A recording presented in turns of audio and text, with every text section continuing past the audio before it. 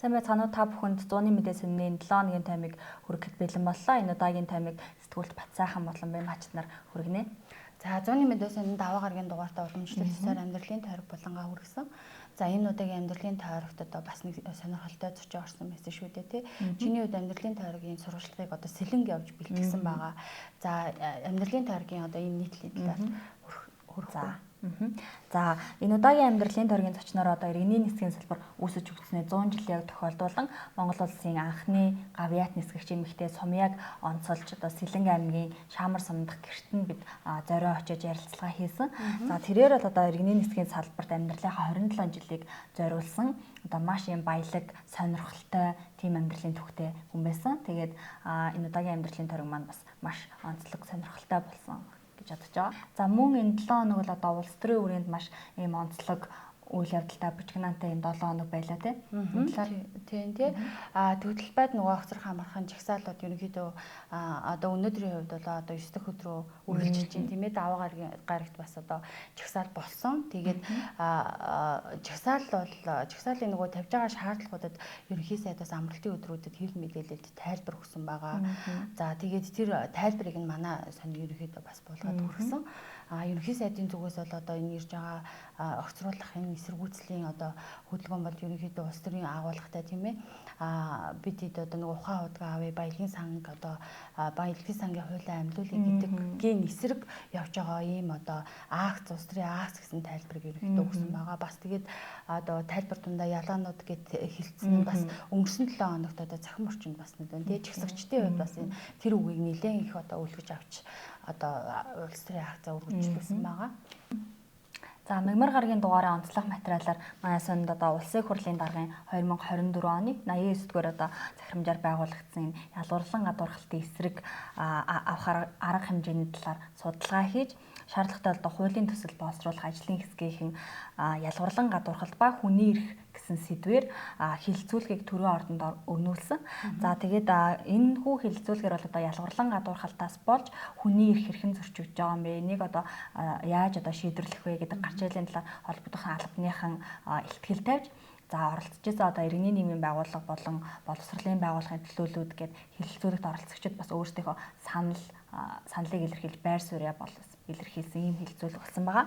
За тэгээд энэ хилцүүлгийн төгсгөлд одоо энэ ажлын хэсгийн ахлагч улсын хурлын гишүүн Саран Чулуун болохоор одоо яг энэ ялгуурлан гадуурхалтын эсрэг хууль эрх зүйн орчин шаардлагатай байна гэж үзсэн. За тэгээд энийг одоо энэ ажлаа бас цаашид явуулахын тулд наривчлаа одоо судалгаанууд хийх мөн бүтээлийн оролцоог ингэж хангаж ажилласнаар бол үр дүнд хүрнэ гэдэг ийм одоо шийдэлд хүрсэн байгаа. Мягмар гарагийн дугаар бас одоо улс төрийн үйл явдал бас маш одоо өрнөн байлаа шүү дээ. Тэгээд яг уу талбай дээр дахиад л чагсаал үргэлжилсээр байсан. Тэгээд даваа гарагт бол ардын намын бүлэг ерөнхийдөө өргөцсөн байдлаар хуралдаад ерөнхийдөө ерөнхий сайдын засгийн газарт итгэл үзүүлэх үү гэдэг асуудлыг ерөнхийдөө хэлсэн байгаа. За тэгээд бүлгээс гараад ерөнхий сайд их хурлын дарга ерөнхийлөгчтэй уулзаад тэгээд тодорхой бас одоо авах арга хэмжээний талаар бас шийдэлт хүрсэн гэдэг яриа байгаа. Тэгээд ер нь бол одоо улсын хуралд одоо судалтай намууд ерөнхийдөө одоо даваа гарагаас эхлээд ерөнхийдөө хуралдаад тэгээ ямар шийдэл одоо гарч шийдэл байгаа энэ төр дээр бол байр суурьад итгэж ажилласан байгаа. За ерөнхий сайдын хувьд болохоор ерөнхийдөө хамтарсан засгийн газар тарах юм бол тэгээ би ажиллаа өгнө гэдэг байр суурийг одоо илэрхийлсэн гэдэг мэдээллийг бид нар аваад ерөнхийдөө хүргэсэн. За манайх сард нэг удаа үзэл бодлын чөлөө төлбөр гэдэг одоо хүмүүсийн экспертүүдийн байр суурийг хүргэдэг. Тэгээд энэ удаагийн үзэл бодлын чөлөө төлбөр булангаараа хөрөн хураах хуулийн талаар бас хүмүүсийн байр суурийг авсан байгаа. Энэ талаар тийм. Ерөнхийдөө болохоор засгийн газраас одоо энэ хуулийн төслийг бол улсын хурлд өргөн барьчаад байгаа. Ер нь бол хилцэх хэсгийг дэмжиж улсын хурлд одоо хилцэх хэсгээ бас одоо улсын хурл маань шийдэн штэ тий. Тэгэхээр яг хөө энэ хуулийн төсөл маань олон нийтэд болохоор олон нийтийн дунд хөрөн хураах гэдэг аюу тийм нэг юм одоо өмнөх нийгмийн ч юм уу тиймэрхүү байдлаар ойлгогдоод байгаа. Гэхдээ яг одоо энэ нийтийн албан тушаалтан хууль бус хөрөнгийг хураан авах, нөхөн төлөвлөх анхдагч хуулийн төсөл байхгүй. Яг нөгөө нэг нэр нь. Тэгэхээр одоо нийтийн албанд ажиллаж байгаа албан тушаалтан бол хэрвээ ингээд хуулийн байгууллагын өмнө энэ олсон орлогоонд дутуулж чадахгүй бол эргээд одоо хураах тийм л асуудлыг ярьж байгаа ийм хуулийн төсөл байгаа. Тэгээд хуулийн үйлчлэлийн хувьд бол 2002 оноос эхэлж ерөнхийдөө үйлчлэнэ гэсэн. Тэгээд энэ удаагийн үзэл бодлын чөлөө талбар маань 25 экспертийн байр суурийг хүргэж ажилласан тийм ээ. Тэгээ ерөнхийдөө яг хуу салбарын сайд маань болохоор хуулийн төслөө үзэл санааг нь танилцуулсан. Тэгээд одоо зарим хуулийн экспертүүд маань бол энэ хуулийн төсөл дээр бол маш одоо хэрэгжүүлэхдээ маш болгоомжтой хандах хэрэгтэй байна тий гэдгийг бол ерөнхийдөө анхааруулж байлаа. Яг хуулийн хувьд олон улсад байдаг жишг Сингапур одоо энэ ардчлал өндөр хөгжсөн орнуудад бол ийм хуулиуд байдаг. Манайд бол одоогоор ингээд батлагдаагүй байгаа учраас одоо авилгын энд гэсэн тэр тэгээ өсөхгүй байгаа ийм шалтгаан нөхцөлтэй байна гэдэг үднээс ийм хуулийн төслийг өргөн барьсан юм байлээ. Тэгээд хуульчдын хувьд бол одоо хуулийн төслийн агуулга үзэл санаа нь бол одоо маш зөв байна. Гэхдээ хэрэгжүүлэхдээ ингээ анхаарахгүй бол бас одоо нөгөө хүмүүсийн хуулийн дагуу олж авсан хөрөнгүүдийг тийм хураах тийм хилмигдүүлэлтийн тийм асуудал гарах вэ гэдэг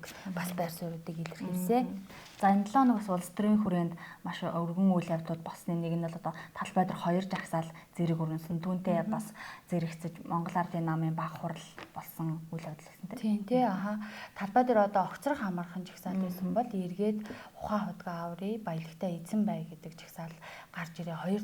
Хоёр талд жагсаал нэлийн зэрэгцэж тий бас нилээдгүй эмэг замбраагүй байдал үүсэх тийм нөхцөл байдал одоо ажиглагдсан тий. Тэгээд яг үүнтэй зэрэгцээд Монгол Ардын намын баг хурал ерөнхийдөө эхэлсэн. Одоо тусгаар тогтнолын ордонд Монгол Ардын намын баг хурал 300 гаруй хүний одоо бүрэлдэхүүнтэй ийм баг хурлаараа хуралддаг тий.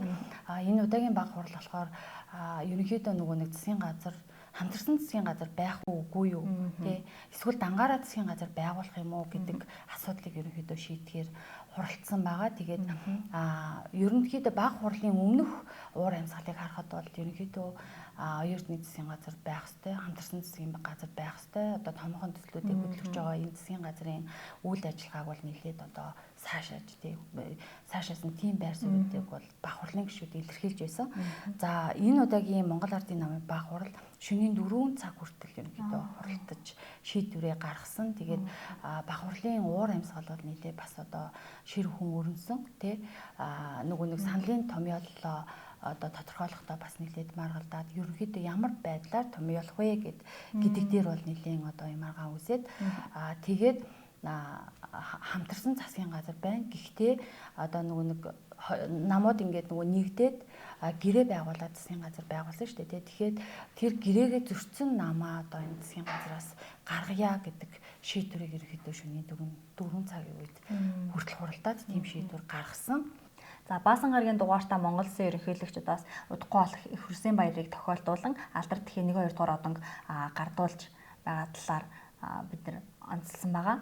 За тэгээд энэ жил улсын хэмжээнд нийт 14480 ээж одоо алдар тэхийн 1-2 дугаар одонг бас авч байгаа юм байна. Тэгэхээр энэ 7 хоногийн бас нэг юм гоё гэгээд мэдээлэл нь шүү дээ. Төв талбай одоо битэд ингээд очиход бас нэгэн чагсаал цуглаантай байсан бол илүү одоо гоё ээжүүд тий хүүхдүүд гүйсэн бас нэг тийм гоё уур амьсгалтай үйл явдал хийж байгаа юм билээ.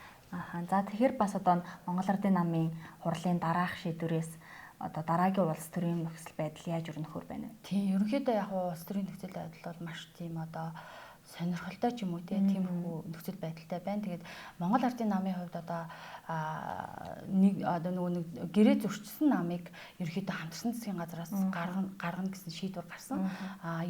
Тэр гэрээ зөрчсөн нам нь бол ерөөхдөө ардчилсан нам байгаа гэдэг дээр бол одоо яг хөө тэр нөгөө тогтоол дээр бол ямар нэгэн одоо намын нэр заагаагүй гэж байгаа. Гэхдээ яг нөгөө гэрээ зөрчсөн асуудал дээр бол ардчилсан намын гишүүдийг хамтарсан засгийн газараас гаргах асуудал ерөөхдөө ярьж байгаа. Тэгээд цаашлаад ерөнхий сайд оюурд нь ажиллаа өгнө гэдгээ ерөөхдөө мэдгдсэн. Гэхдээ Пүрэв гаригийн одоо оройны байдлаар бол одоохондоо ерөнхий сайд одоо өргөдлөө өгөөгүй байгаа. Тэгээд ардчилсан намын хувьд одоо бид нар бол одоо гэрээ зөрчөөгүй тий гэрээ зөрчсөн асуудал биднэрт байхгүй.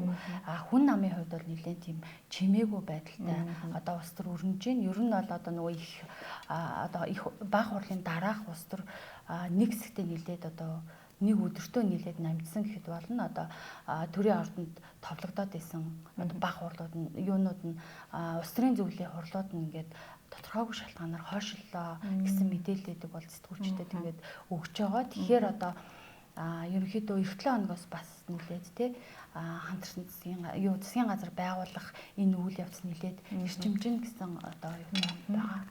За 100-ны мэдээ сонин олон улсын ихтгэлцлийн санаачлага бүхий GTI сертификаттай Монголын анхны хэвлэл байгаа. За тэгэхээр та бүхний итгэж олох их сурвалж гэсэн үг. За тэгээ энэ удаагийн томьёо бид өндөрлүүлж гэн ингээд эх 7 хоногийн томьёороо иргэн уулзъя.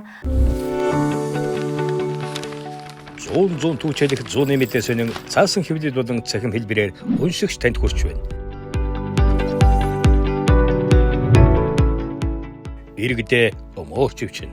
Үндэсний өдөр тутмын сонин 100-ны мэдээ.